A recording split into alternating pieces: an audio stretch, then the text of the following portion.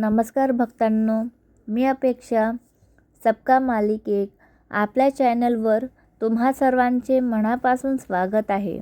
आज आपण श्री साई सच्चरित्रामधील 22व्या अध्यायाचे श्रवण करणार आहोत. हा अध्याय आपल्याला शिकवतो की जेव्हा आपल्यावर एखादे जीवघेणे संकट येते तेव्हा फक्त साईबाबांचे शब्द आपल्याला मृत्यूच्या दारातून कसे वाचवू शकतात.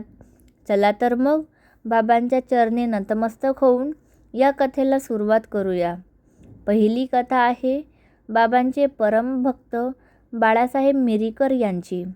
बाळासाहेब एकदा सरकारी कामासाठी चितळीला जाणार होते. जाण्यापूर्वी ते बाबांचे दर्शन घेण्यासाठी शिर्डीत आले. बाबांनी त्यांना विचारले, चितळीला जाताय का?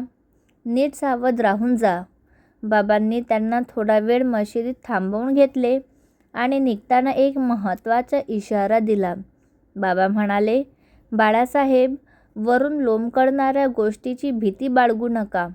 बाळासाहेब जेव्हा चितळीला विश्रामगृहात रात्री झोपले होते तेव्हा त्यांच्या अंगावर घातलेल्या धोतरावर एक मोठा विषारी साप चढला. जसा त्यांनी हालचाल केली, साप जमिनीवर पडला. तेव्हा त्यांना बाबांच्या शब्दांची आठवण झाली की बाबांनी वरून लोंबकळणाऱ्या गोष्टीबद्दल का सावध केले होते. बाबांच्या कृपेने बाळासाहेबांचे प्राण एका मोठ्या संकटातून वाचले. अशीच दुसरी घटना काकासाहेब दीक्षित आणि बुटी यांच्या बाबतीत घडली. बुटींना स्वप्नात साप दिसला आणि ते खूप घाबरले. जेव्हा त्यांनी ही गोष्ट बाबांना सांगितली तेव्हा बाबांनी त्यांना एक मोलाचा सल्ला दिला. बाबा म्हणाले, सापाला मारण्यापेक्षा त्यांचे स्मरण करा, कारण तो सुद्धा ईश्वराचाच एक अंश आहे. थोड्याच वेळात मशिदीत खरोखर एक साप शिरला. तिथे उपस्थित लोक त्याला मारण्यासाठी धावले, पण बाबांनी सर्वांना शांत केले. बाबांच्या आज्ञेमुळे कोणीही त्या सापाला इजा केली नाही आणि तो साप शांतपणे तिथून निघून गेला.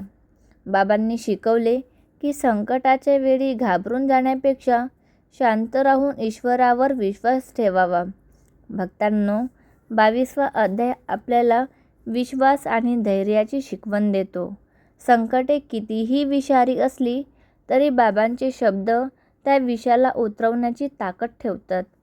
तुम्हाला आजची ही कथा कशी वाटली हे कमेंट्समध्ये नक्की सांगा आणि ओम साईराम लिहायला विसरू नका.